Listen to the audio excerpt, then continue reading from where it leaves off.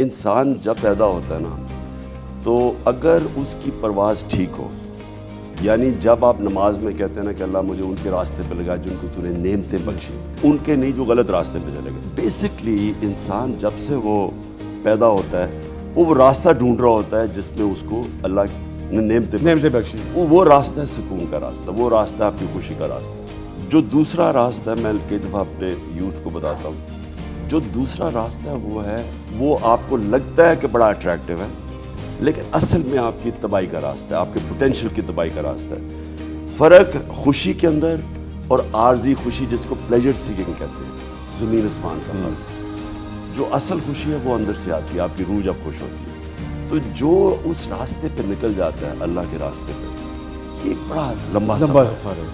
لیکن اس سفر کے اندر جب آپ اس راستے پہ نکل جاتے ہیں تو آپ کو اندر سے سکون ہو جاتا ہے. تو آپ جتنی مرضی باہر شور ہو، تباہی ہو، برا بھلا دنیا کا ہے، اندر سکون ہوتا ہے.